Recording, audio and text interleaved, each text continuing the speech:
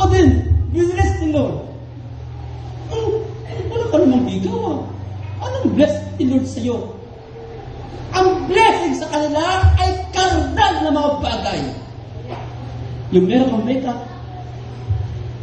yung meron kang lipstick, yung meron kang extension ng kilay, may kilay na tinanggal pa, nilagyan ng uling.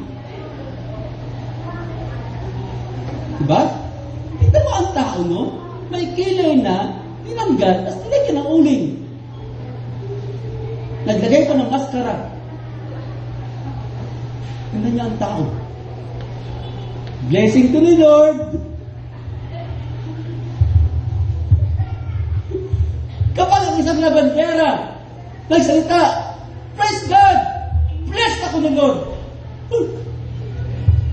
Wala ka namang hikaw.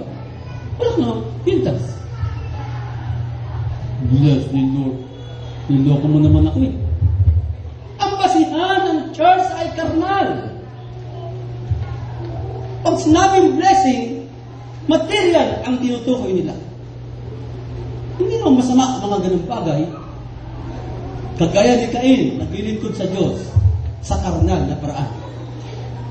Pero iba, mga kapatid, si Abel, ang kanyang inihandog ay dugo. Bakit? Sapagkat nakita niya sa kapahayagan ng Diyos, dugo ang dahilan bakit ang tao nahulog sa kapahamakan. Hindi prutas ang dahilan. Nakita niya by revelation. Hallelujah! Hindi pa nasulat ang Biblia sa araw na yon. But church, ang kapahayagan ng Diyos ay nandoon na. At sa kapahayagan ito, tinayo ng Diyos ang kanyang iglesia. Upon this rock, I will build my church. And the gates of hell cannot prevail against it. Mga anak ng Diyos, hallelujah. Si Abel ay naglingkod sa Diyos at nag-offer ng mas excellent na sacrifice. Pero ang carnal believer, iba, yung mga bunga ng gawa ng kanyang laman, ang kanyang ino-offer sa Diyos. Pero hindi siya i-recognize ng Diyos. Dahil dito may pagtutunggali. Si Abraham at si Lot nagtunggali, naghiwalay sila. Si Moises, si Datan, si Korah, nagtunggali, naghiwalay sila. Kaya church, huwag kayo umasa, ang denominational ay magiging kaibigan mo. Pero bakit ngayon, ang Baptist, Methodist, Pentecostal, ang iba-ibang mga simbahan, nagsasama-sama sa Areta Coliseum? Ha? There's something wrong, mga kapatid. Wala nang away sa kanila. Silang lahat ay friend na. Magkaibigan na silang lahat. Hallelujah. Ang carnal church at ang spiritual bride ni Kristo.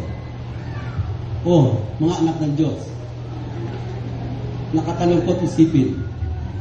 Ang carnal church ay napakalaki. Napakarami nila.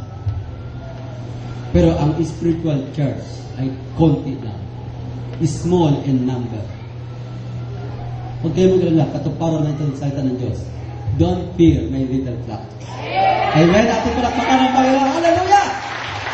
Oh, praise God! Hallelujah! Kahit maliit kayo, meron naman kayong sinabi ng Diyos. Ito yung thus saith the Lord. Ito yung sinabi ng Panginoon. Hallelujah! Ang denominational church ay lagi nagsumikap na maging katulad ng spiritual church. Church, kahit anong gawin nila, ang carnal church ay hindi siya maaaring maging spiritual church. Hallelujah! Sapagkat sinikap ni Esau na makuha ang basbas, pero hindi niya nakuha ang basbas. Amen? Like denomination, kahit anong gawin niyang pagsumikap, hindi niya mapapantayan ang nakatalagang nobya ni Kristo. Hallelujah! Hallelujah! Ano man ang pagsumikap nila na kopyahin ang tunay na bride ni Kristo, hindi nila mapapantayan ang nobya ni Kristo. Hallelujah! Ganon ang ginawa ni Esau. Sinikap niyang makuha ang basbas ng kanyang ama. Sa paanong paraan? Sa makataong paglilingkod. Sa makataong paglilingkod. Mga kapatid, at ganyan ang mga denominational sa ating panahon. Naglilingkod sa Diyos ng makataong paglilingkod. Hallelujah. Mga anak ng Diyos, si Esau, sinikap niyang makuha ang basbas ng ama. Masipag si Esau. Nakuha niya ba? Sa kanyang amang bulag, at hindi iniisip ni Esau na ito ay isang makataong pamamaraan lamang. Iniisip niya ang lahat ng kanyang ginagawa, ang tanging paraan para makuha ang basbas ng pagkapanganay. Pero hindi naisip ni Esau, yun ay karnal na paraan. Ang akala niya okay lang yun. Yung karnal na paraan, makukuha niya ang basbas ng ama. Pero nagkakamali si Esau. Si Jacob, kinuha niya ito ng buong puso. At ang birthright ay napa sa kanya. At i-recognize ng Diyos. Si Jacob, amen. Nakuha ni Jacob ang birthright, hindi sa makataong pamamaraan. Nakuha niyo ba? Hindi sa makataong pamamaraan nakuha ni Esau ang birthright. Kinuha niya ito ng buong sikap, ng kanyang buong puso, mga kapatid. Ano ang nangyari nung makuha ni Jacob ang birthright? Hinanting siya ni Esau. At huwag kayo matutuwa. Huwag kayo magtataka, amin, na ang birthright na nasa inyo, matutuwa ang mga denominational sa inyo. Church, andyan ang sellers. Nais nila ang birthright. Pero anuman ang gawin nila, ang birthright ay para lamang sa mga anak ng Diyos. Ating palakpakan ng ating Panginoon. Hallelujah! Hallelujah!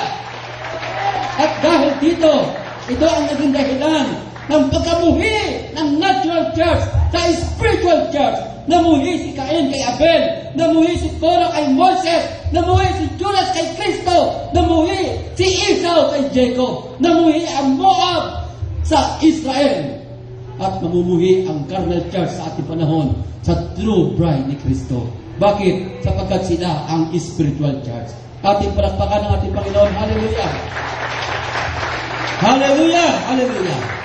Sapagkat ang mga anak ng Diyos, sila lamang ang maghahain ng tunay na hain sa ating Panginoon. Hallelujah! They try to destroy ang mga anak ng Diyos. Dahil sa inggit, anong ginawa ni Cain?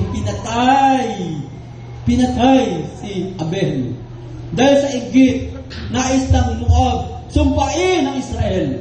Dahil sa inggit ni Judas, pinapatay si Kristo. Dahil sa inggit ni Esau, tinangkang patayin si Jacob. Mga anak ng Diyos, ang bride ni Kristo, huwag kayo mag-alala. Iingatan kayo ng Diyos. Poproteksyonan kayo ng Panginoon. Maaring uusigin ka sa iyong mga tahanan, ng iyong kapatid, ng iyong magulang, ng iyong mga kakilala. Pero isang bagay ang nais ko sabihin sa iyong mga kapatid, walang makakagalaw sa mga anak ng Diyos. Hallelujah! Pumiin natin ang ating Panginoon. Hallelujah! Hallelujah! At ano ang nangyari? Bakit nakakandak ng Diyos? Ang mga denominational ay nagpapanggap na sila ang nakakatotohanan. Church, nagpapanggap sa totoong Kristiyano. They try to impersonate something that is not ordained. Something that is not ordained to do. Gaano kaya karami ngayon ang gumagawa ng ganyan sa ating panahon? Ini-impersonate na kami ang tunay na Kristiyano. But church, bago tayo lubusan magbukas, hindi po babaguhin ng Diyos ang kanyang kaisipan. Kahit pa anong sipag ang denominasyon na, hindi niya babaguhin ang kanyang plano. Sapagkat ang plano ng Diyos, ang kanyang tunay na mga anak lamang, na kanyang mga itinalaga